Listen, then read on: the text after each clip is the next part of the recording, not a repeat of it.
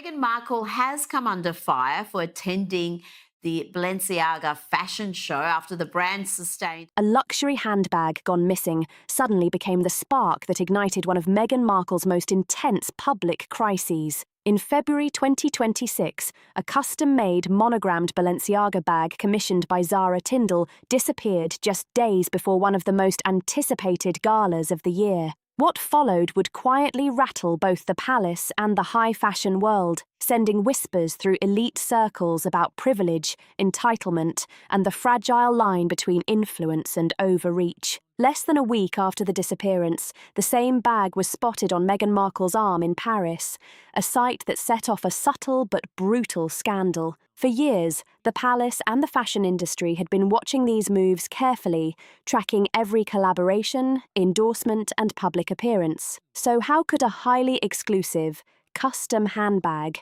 vanish from one hand and appear in another without explanation? And why did the palace and Balenciaga respond with such deliberate, chilling silence? To understand how this quiet drama escalated, we need to trace the chain of events that allegedly led to Meghan being quietly blacklisted from key fashion partnerships. Everything started with a handbag, an object that, in the right circles, symbolizes more than style. It represents status, influence, and carefully curated trust. Early February 2026, Zara Tindall was preparing for the Women in Economic Leadership Gala, a charity event where she wasn't merely a guest. She was practically co-hosting, putting herself front and center in a world that values poise, discretion, and strategic networking. For Zara, this gala was a major milestone. Over the past few years, she had meticulously cultivated an image as a modern, no-drama powerhouse. She was an Olympic champion, a mother, an entrepreneur, married to rugby star Mike Tyle, and someone who had carved out a distinct identity far removed from royal theatrics. She doesn't have a royal title, yet in the eyes of elite society, she had something far more precious than a crown: respect. Zara is the anti-drama royal, someone who shows up, does her work, and leaves without leaving leaks, scandals, or tabloid fodder behind. For this particular gala, Zara collaborated directly with Balenciaga to create a handbag designed entirely around her vision and identity. This wasn't a case of picking a standard bag and slapping on initials. The project involved multiple design meetings, material selection, and meticulous craftsmanship. A limited edition cash crocodile embossed clutch, hand-finished, discreetly monogrammed. The piece was intended to represent not only Zara's fashion evolution, but also her growing influence among high-profile circles where authenticity and discretion are everything. The bag was completed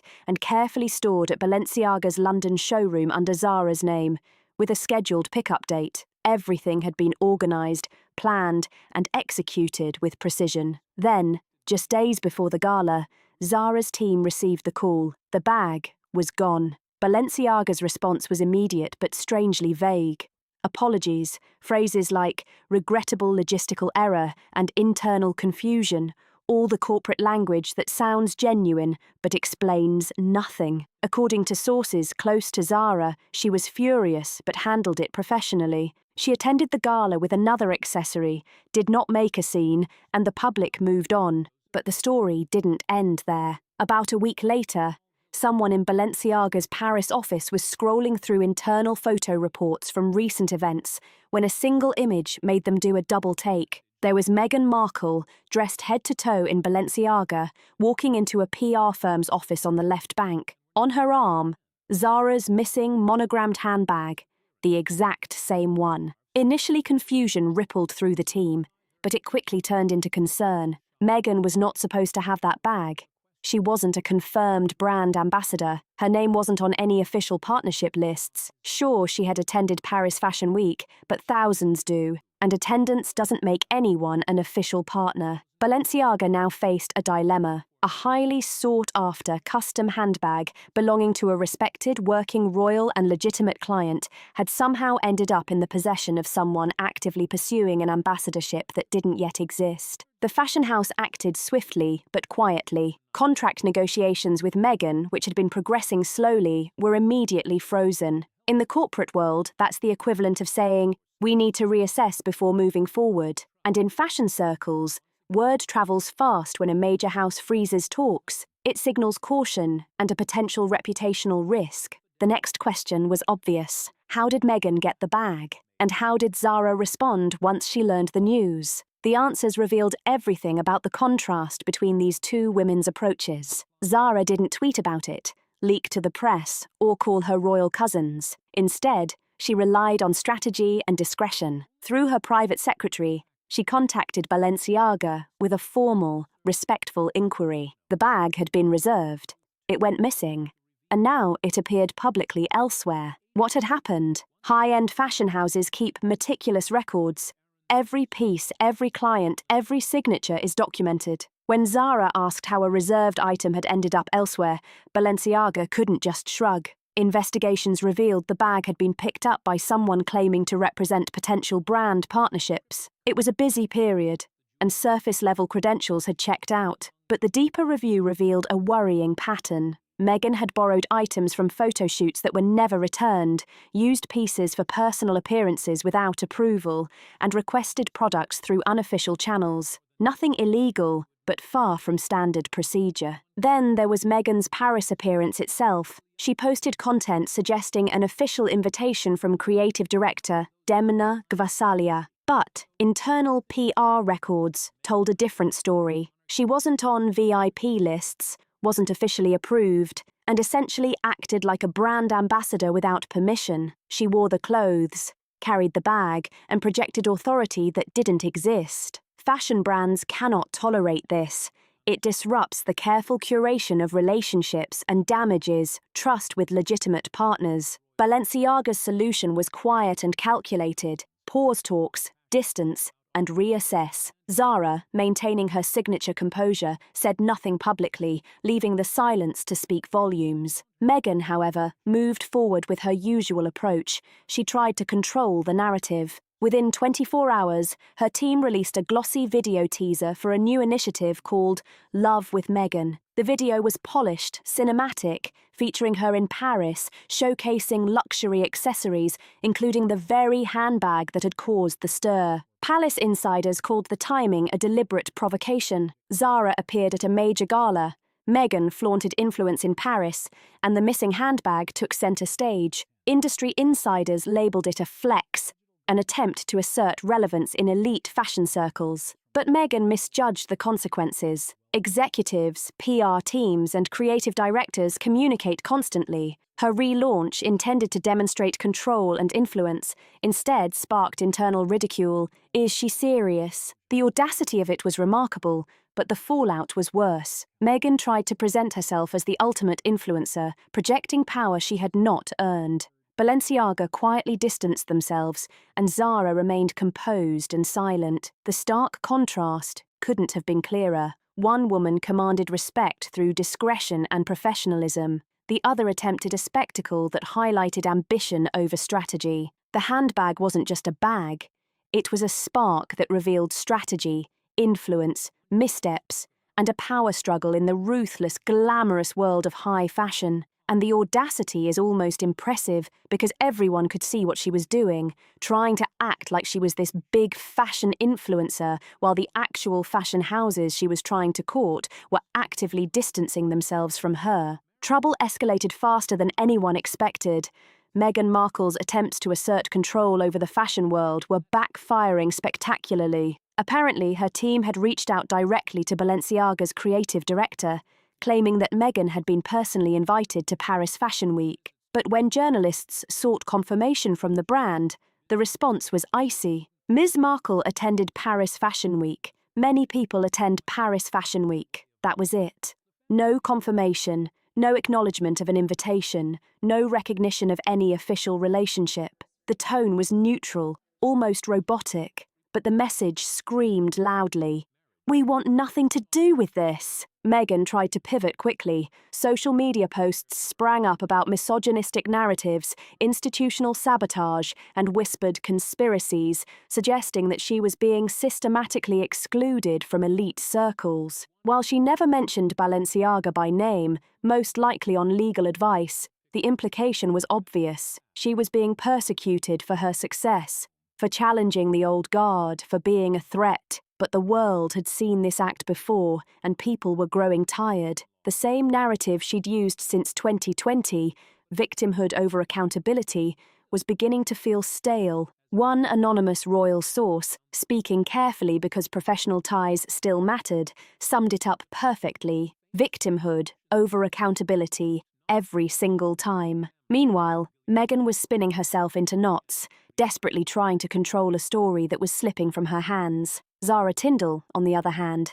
continued living her life with quiet confidence. She appeared at the Cartier British Polo Awards in a stunning white tailored suit by Victoria Beckham, a subtle nod to solidarity with actual working royals and to British designers making waves in their craft. The photos went viral, not because Zara sought attention, but because she looked incredible. Every angle of her presence radiated understated power, a kind of fashion confidence you can't fake. Critics and social media alike were obsessed. Modern restraint, aristocratic ease, effortless elegance. The contrast with Meghan's frantic attempts at relevancy could not have been more stark. One camp was chasing validation, the other simply existed in it. While Meghan posted videos, social media hints and allusions to grand conspiracies, Zara's mere presence reminded the world why she was respected. A Vogue UK editor noted that Zara never chased the spotlight. When Meghan tried to manipulate the fashion world into a loyalty contest,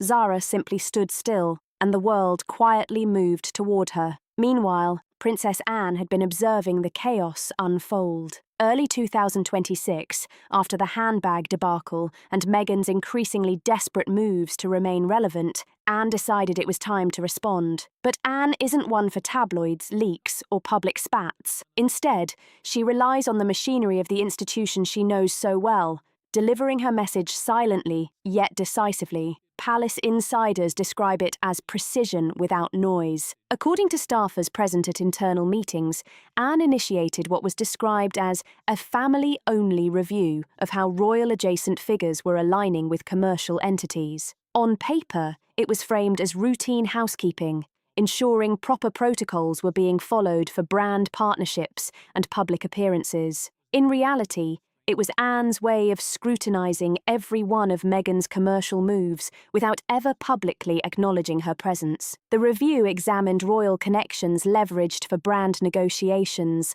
unauthorised acquisitions of fashion products, and the use of social media to create impressions of official relationships that didn't exist. One longtime palace advisor described the effort as vintage Anne. You never see her flinch, but you feel the walls close in around you. She also quietly reactivated her personal advisory group on public image, dormant since Queen Elizabeth's passing. Their first project, elevating figures like Zara Tindall, Lady Louise Windsor, and Sophie, now Duchess of Edinburgh, as quiet ambassadors of the Crown. While Meghan dominated headlines with scandal-driven content, the actual royals were repositioning themselves to embody what the monarchy truly values: service, dignity, discretion, and consistent representation behind closed doors. According to insiders, Anne made it crystal clear: the Crown does not duel on social media. The Crown does not chase press cycles. The Crown endures. A non-engagement protocol was established. Meghan's provocations and attempts to defend Zara publicly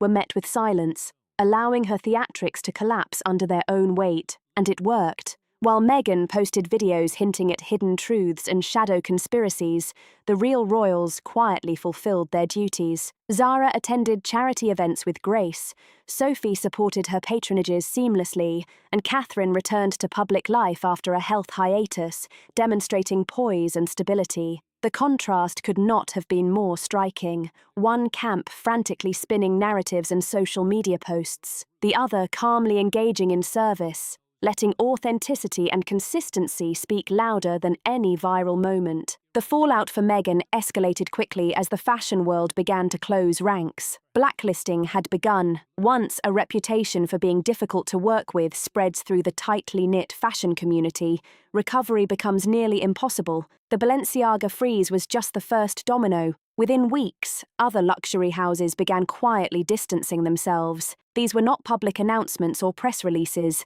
Invitations disappeared, calls went unanswered, and tentative interest quietly evaporated. Chanel, which had been in early talks with Meghan for a sustainability-focused collaboration, ended discussions without explanation, instead partnering with Zara for an equestrian-inspired capsule collection. The editorial appeared in Vogue, showcasing Zara naturally engaged in what she does best, working with horses, wearing pieces from the collection, without spectacle or drama. Dior and Burberry, after being approached by Meghan's team, also opted to decline participation. A French PR director summed it up bluntly: "She doesn't represent discretion, and discretion is our currency." Meanwhile, Zara's calendar filled up effortlessly. Co-hosting the Royal Charity Polo event, leading equestrian programmes for the Commonwealth Youth Games, and appearing in Harper's Bazaar, UK's legacy and lineage issue. She wasn't hustling,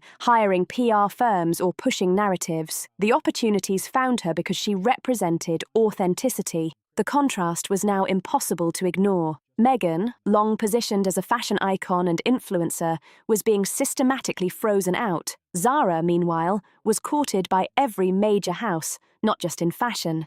Even Meghan's charitable foundation faced scrutiny over discrepancies between reported expenses and outcomes. Tyler Perry, previously a major supporter who had lent properties to Meghan and Harry, allegedly stopped offering assistance when Harry returned to the UK for private legal meetings with Palace Counsel. Meghan's isolation grew, and her social media presence became erratic. One day, posts celebrated empowerment and glossy mood boards. The next, dark hints suggested unspeakable truths, implying leaks or revelations that could burn everything down. Meghan's threats were no longer subtle. The stakes seemed apocalyptic to her. But here's the key: the people she threatened weren't afraid. They'd weathered crises far more serious: deaths of monarchs, constitutional challenges, scandals of global significance. Meghan's threats, texts, or potential leaks weren't dangerous. They were sad. Exposure had always been her sword and shield,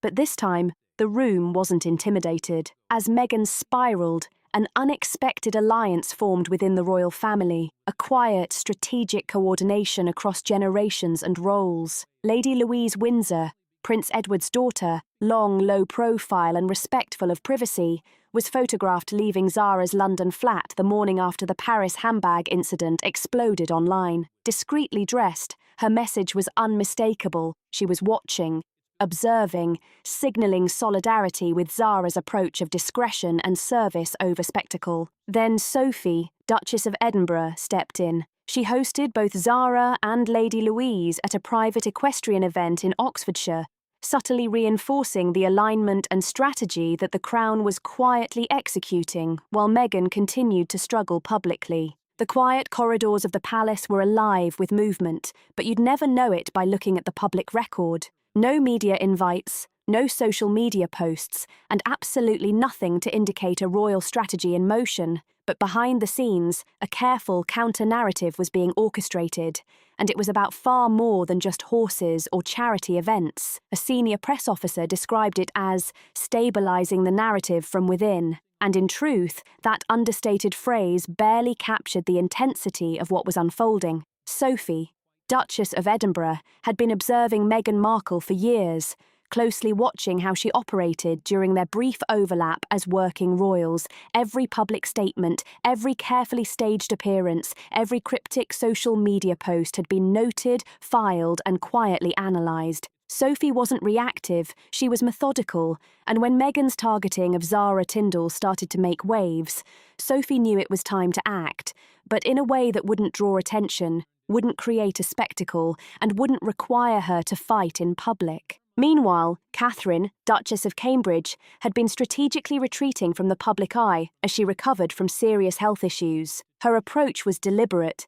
She understood that a strong return requires timing, presence, and a clear statement without uttering a single word. That first major public appearance after her treatment came at a London charity gala on February 12, 2026, and the dress she chose was far more than a fashion statement. It was a message. The gown, a restructured ivory piece originally worn by Queen Elizabeth II in 1969, had been carefully selected from the royal archives. A royal fashion historian would later note that its reappearance wasn't random. It symbolized continuity, legacy, and subtle alignment. It showed whose side history, tradition, and understated authority were firmly on. Catherine and Zara had never been particularly close, and their public interactions had always been polite but distant. Yet palace insiders confirmed that beneath the public formality lay mutual respect. Catherine valued discretion. Zara embodied it. Both understood that in a world of leaking headlines and social media spectacle, silence was more powerful than argument. When Meghan began posting cryptic threats and implying she might reveal private communications, Catherine allowed the gown to do the talking. Elegance, as one aide noted, never needed a microphone. The alliance between Catherine, Sophie, and Zara wasn't formalised. There were no secret meetings, no WhatsApp strategy groups, no coordination of press statements. It was more subtle, a shared understanding that Meghan's tactics required a unified, dignified response. Don't engage, don't defend, don't explain. Just continue the work, quietly, consistently, professionally. And it worked. Meghan's attempts to pull them into a public confrontation fell flat. By mid-February, the shift in perception was undeniable. The public and the media, watching from afar, could feel the difference in tone. One camp spinning frantically to control the narrative, the other acting as though nothing was wrong, simply performing the duties expected of them. But Meghan didn't stop there. Her sense of urgency and desperation escalated, and with it, her judgment faltered. In early March 2026, she made a move that could only be described as reckless. A sealed letter was hand-delivered to a London legal firm representing one of the palace's charitable partners. Carefully worded, the letter carried a stark warning. If defamatory implications toward her continued, even subtly, she would consider releasing archived digital communications between herself and unnamed senior royals. The message was strategic, cold, and designed to intimidate.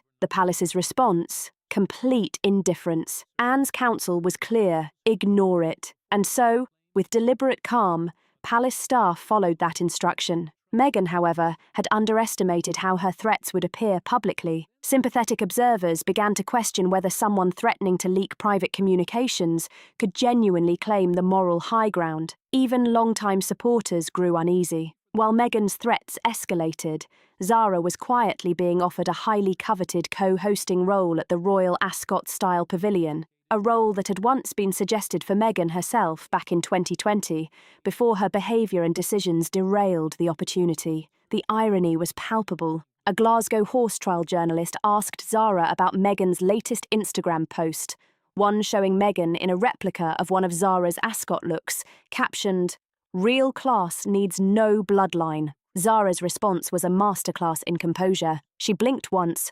paused deliberately, and delivered a line that immediately went viral. "Some of us ride horses.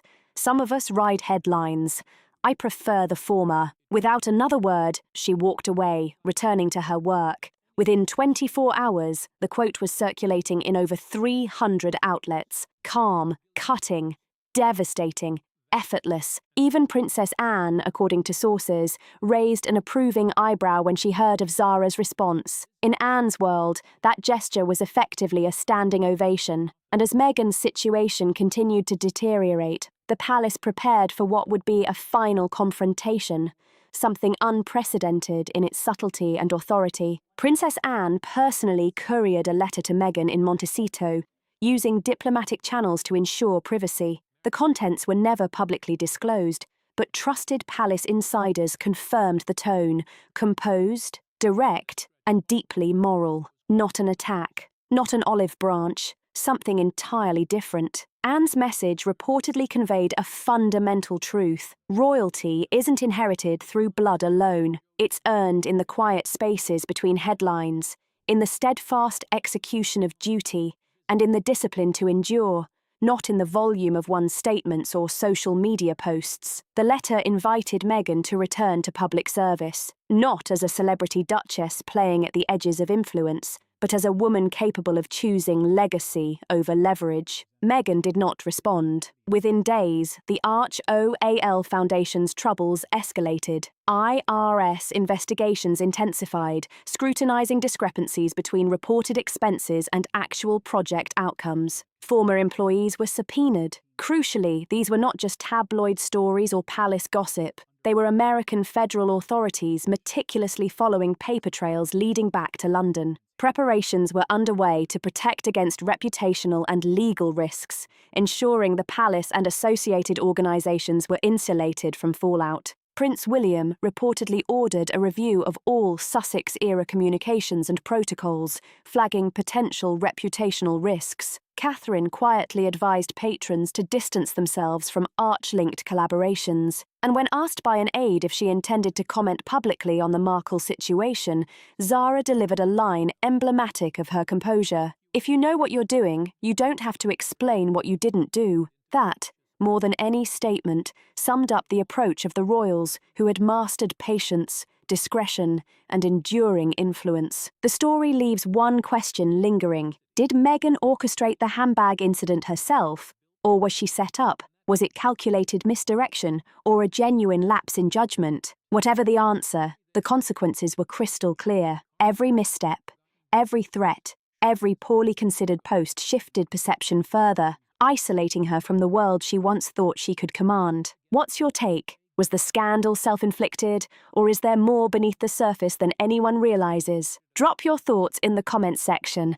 Let's get the conversation going. Don't forget to like, share, and subscribe for more in-depth coverage of royal insider stories. And while you're at it, click on the next video on your screen. You won't want to miss what happens next behind the palace doors.